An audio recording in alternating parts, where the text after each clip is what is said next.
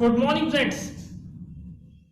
आज हम लोग बीकॉम थर्ड ईयर के उन स्टूडेंट्स के बारे में बात करेंगे जो लोग अपना फॉर्म भरने के लिए पहले दिन अपने कॉलेज में पहुंचेंगे तो उन्हें कंफ्यूजन होगा कि वो कौन सा सब्जेक्ट चूज करें, जिसके बारे में उन्हें बिल्कुल पता नहीं होता। तो आज हम लोग इंट्रोड्यूस करेंगे बीकॉम थर्ड ईयर के सारे सब्जेक्ट्स कि बीकॉम थर्ड ईयर में कौन कौन से सब्जेक्ट होंगे और उन्हें किन सब्जेक्टों में चॉइस मिलेगी, और चॉइस मिलेगी तो उसे कैसे सेलेक्ट करना है। बहुत सारे बच्चे कंफ्यूज होते हैं कि कैसे हम सब्जेक्ट्स को सेलेक्ट करें। अब हम लोग स्टार्ट करेंगे। सबसे पहले हम बात करेंगे इसके सब्जेक्ट्स। तो जैसा कि आप सब लोग जानते हैं कि Agra university means doctor Bhimrao Ambedkar university में जो सब्जेक्ट्स हैं वो 3 ग्रुप में डिवाइडेड होते हैं। तो एक तो होता है अकाउंट्स एंड लॉ ग्रुप, एक होता है अप्लाइड इकोनॉमिक्स ग्रुप और एक होता है बिजनेस एडमिनिस्ट्रेशन ग्रुप।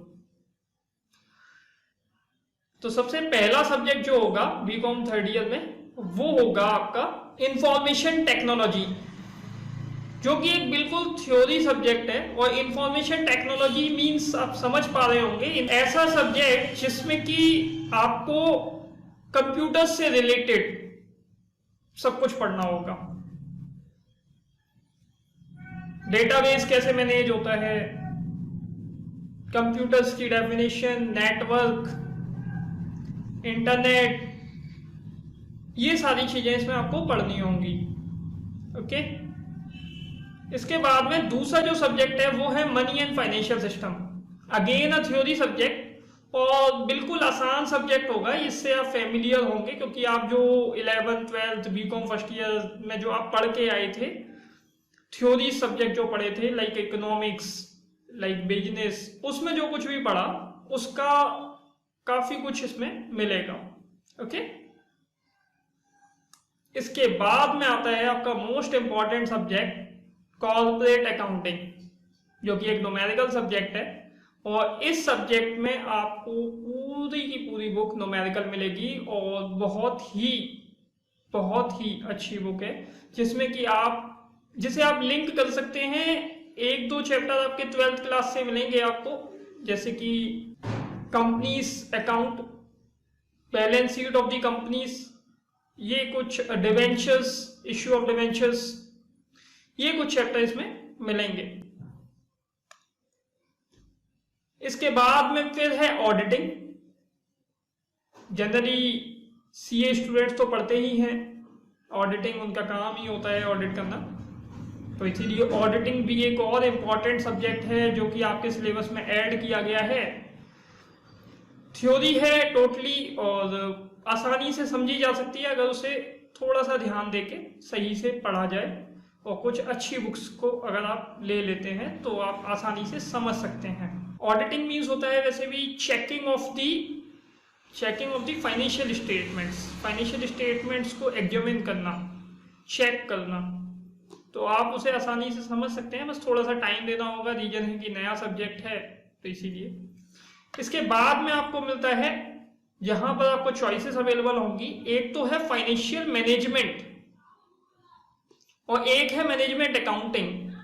दोनों ही सब्जेक्ट एक साथ आएंगे। अगर आपने फाइनेंशियल मैनेजमेंट ले ली तो ऑब्वियसली आपको मैनेजमेंट अकाउंटिंग मिलेगी ही मिलेगी। बाय 1 गेट 1 फ्री ऑफर है यहाँ। ऐसा नहीं है कि आप फाइनेंशियल मैनेजमेंट ले लें लेकिन मैनेजमेंट अकाउंटिंग ना लें, या मैनेजमेंट अकाउंटिंग ले लें बट फाइनेंशियल मैनेजमेंट ना लें।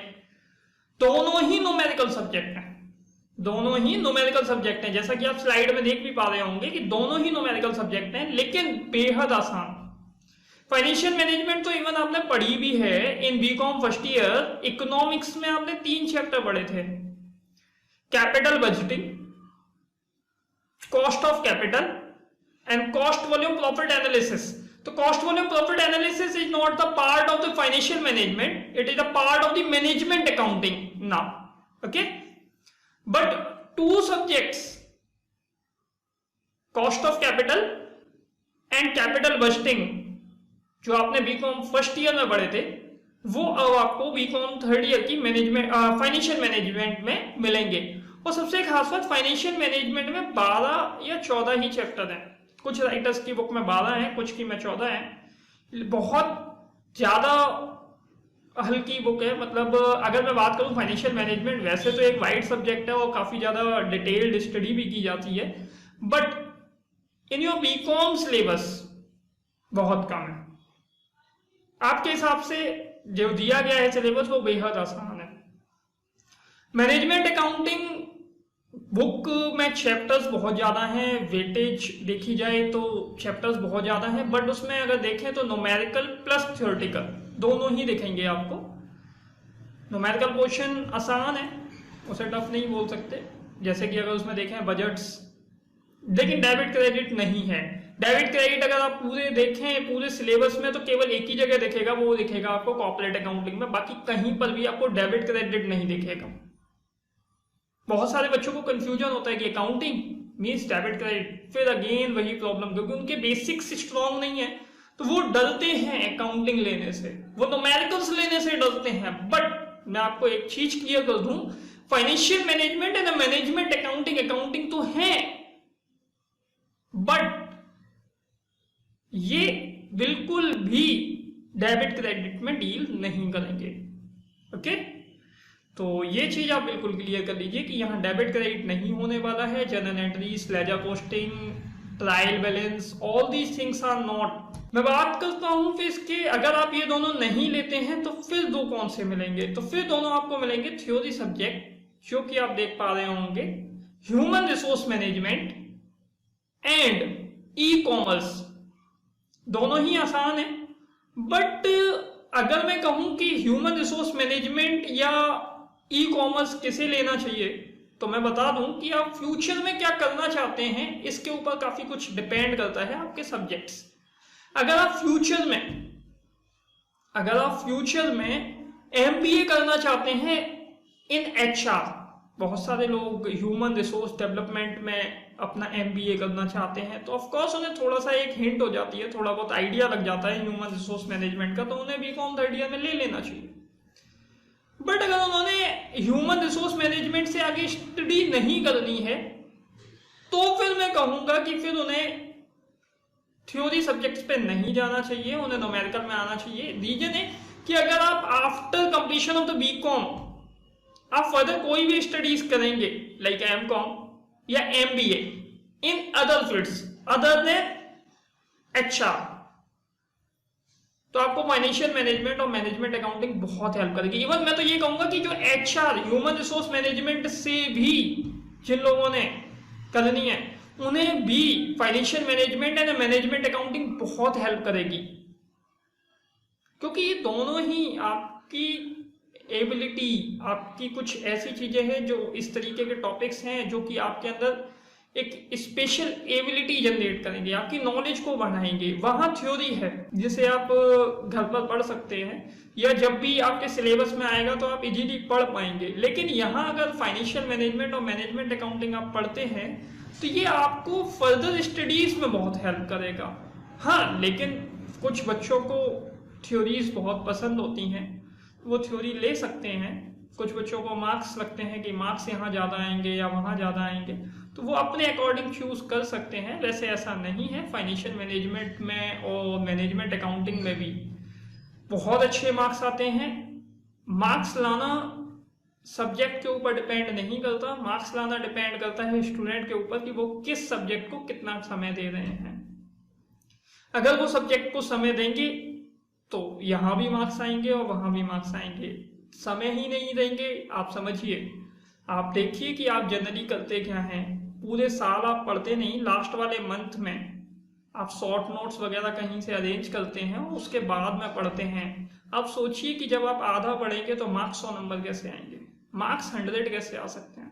आपने सिलेबस को तो पहले ही रिड्यूस कर दिया होता है, उसे में भी आप इम्पोर्टेंट टिक लगवा लेते हैं तो और कम हो जाता है। जब आप पढ़ेंगे 50% मीन्स रीजन बीइंग कि जब आप शॉर्ट नोट्स परचेज करते हैं, of course they are not 100%। they includes approximately 80 to 90% syllabus. Of course 10% उन्हें भी छोड़ना होगा, नहीं तो फिर शॉर्ट नोट्स का मतलब क्या रह गया अगर उन्होंने पूरी बुक ही ले ली तो. 10-20% वो छोड़ते हैं, बाकी का आप इम्पोर्टेंट टिक लगाने के चक्कर में और कम कर लेते हैं, वो रह गया 50%. याद और कम रहता है तो फिर मार्क्स कैसे आएंगे. तो इसीलिए जो बच्चों का ये प्रॉब्लम है ना कि मार्क्स नहीं देती यूनिवर्सिटी या मार्क्स नहीं आते, उन्हें सोचना पड़ेगा कि आप कितना पढ़ते हैं. क्या आप 5 सब्जेक्ट को उतना टाइम देते हैं या 6 सब्जेक्ट को आप उतना टाइम देते हैं.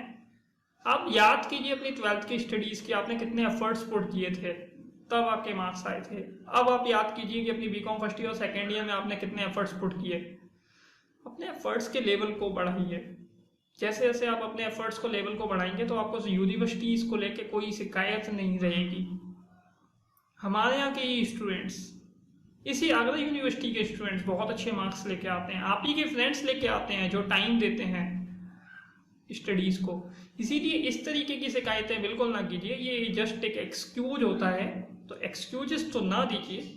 हाँ, लेकिन मैं आपको बता रहा हूँ कि बीकॉम थर्ड ईयर में आपको कॉर्पोरेट अकाउंटिंग की स्टडीज बहुत अच्छे से करनी होगी. रीजन है कि यहाँ पर आपको बहुत मेहनत की जरूरत पड़ेगी.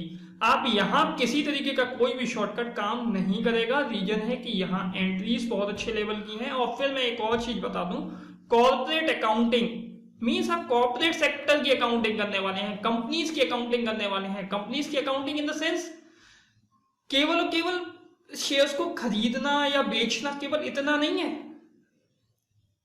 शेयर्स का चैप्टर होगा, डिवेंचर्स होंगे, प्रेफरेंस शेयर्स का इश्यू एंड रिडम्पशन होगा. इसके बाद में अमलगामेशन, मोस्ट इंपॉर्टेंट चैप्टर आपकी बुक का. ऐसा कभी नहीं होता कि एग्जाम में अमलगामेशन का क्वेश्चन ना हो. और सोचिए अमलगामेशन का 100% क्वेश्चन है, स्टिल बच्चे छोड़ के जाते हैं. आप चॉइस करने के चक्कर में रहते हैं ना, ये चैप्टर हम ये चॉइस में छोड़ देते हैं. ये आपकी सबसे बड़ी गलती है. मैंने ऐसे ऐसे पेपर्स देखे हैं जिसमें 50-50 नंबर का पेपर एक ही चैप्टर से. आप छोड़िए चॉइस में, होगा क्या आप समझ सकते हैं. अमलगामेशन है, इंटरनल रिकंस्ट्रक्शन है, होल्डिंग है, इंसॉल्वेंसी है. आपने नाम भी ऐसे सुन रहे हैं कि आपने शायद पहली बार सुन रहे. तो यहां बहुत मेहनत चाहिए, आप समझिए इस चीज को लेके. ओके, अगेन एक बार बता दे रहा हूँ, बीकॉम थर्ड ईयर में आपके जो 6 सब्जेक्ट है उसमें से लास्ट के 2 सब्जेक्टों में बहुत कंफ्यूजन है कि कौन सा सब्जेक्ट को चूज करना है. तो इसके लिए आपको अपना एम पता होना चाहिए कि आप फर्दर स्टडीज कैसे करने वाले हैं. अगर आप लोगों ने अभी तक डिसाइड नहीं किया है तो आपको करना चाहिए, फिर सब्जेक्ट को चूज करना चाहिए. मेरा सजेशन जो रहेंगे वो रहेंगे न्यूमेरिकल के लिए, अगर आप फर्दर स्टडीज बीकॉम के बाद एमकॉम या एमबीए करने वाले हैं. लेकिन हाँ, जिन लोगों ने एचआर में एमबीए करना है वो लोग एक बार को कंसीडर कर सकते हैं theory subjects. Okay, thank you. और एक और बात, ये केवल मेरा सजेशन है, फाइनली डिसाइड आपने ही करना है. आप अपने और फ्रेंडों से पता कीजिए और अच्छी रिसर्च कीजिए, अपने और टीचर से पता कीजिए और देन आफ्टर आप फाइनल डिसीजन दीजिएगा. Okay, take care and bye bye.